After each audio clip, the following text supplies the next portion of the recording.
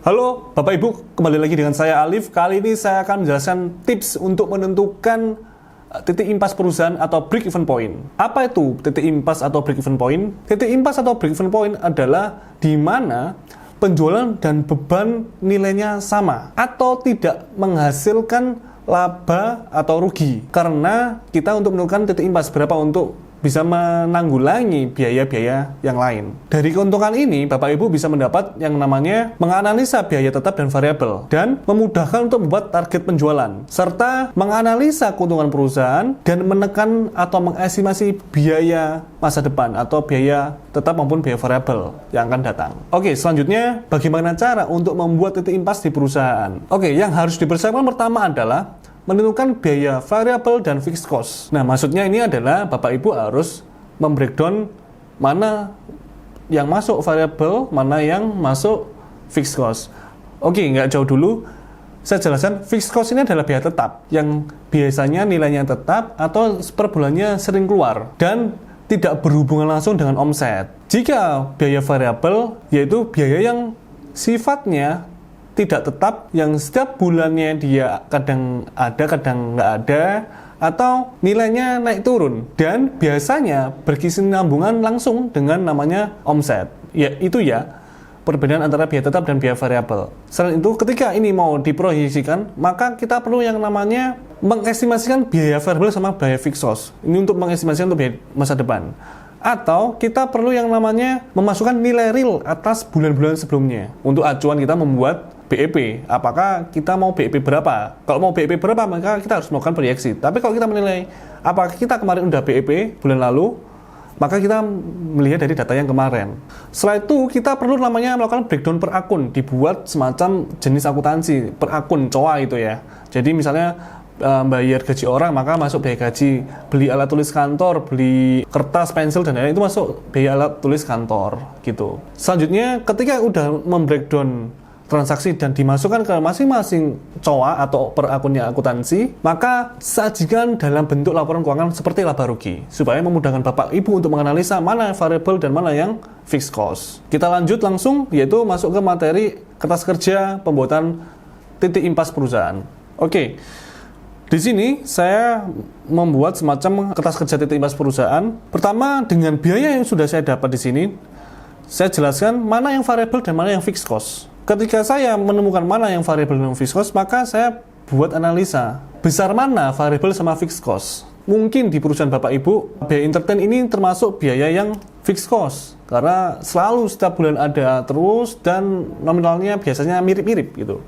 Ada perusahaan yang nggak mirip gitu.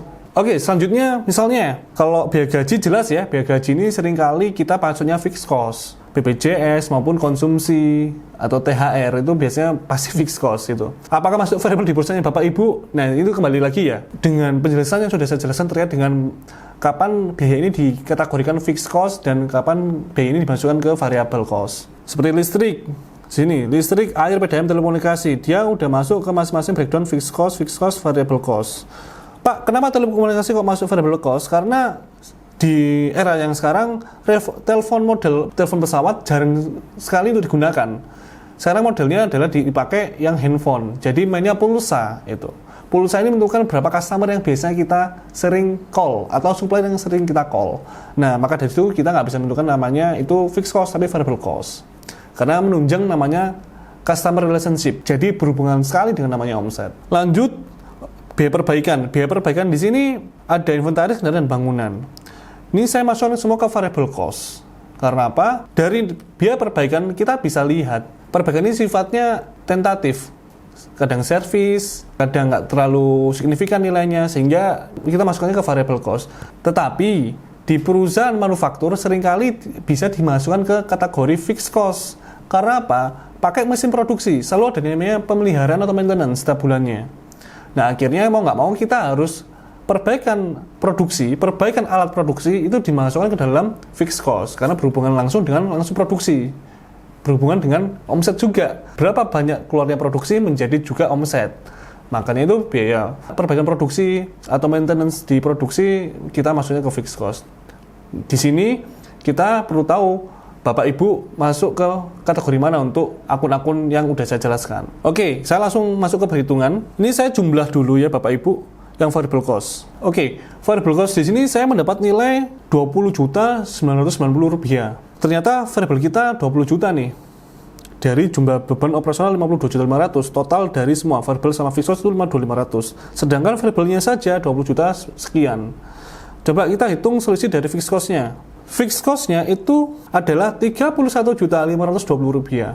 Nah, ketika kita udah nentukan, ternyata lebih besar fixed cost-nya kita nih daripada variable, maka kita perlu namanya, mau nggak mau menaikkan omset, atau kita perlu mengevaluasi apakah kebanyakan orang yang kita gaji, atau banyak yang SDM kita yang tidak berpotensi, atau mungkin biaya-biaya terkait dengan listrik terlalu banyak, atau pemborosan air.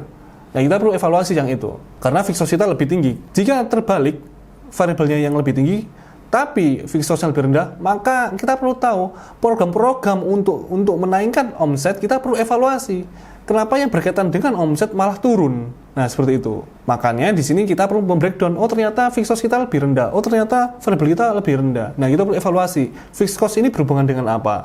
Variabel ini berhubungan dengan apa? Ketika kita sudah menilai sedemikian rupa, mendapatkan nilai rupiahnya, maka kita perlu menentukan margin yang kita harus capai.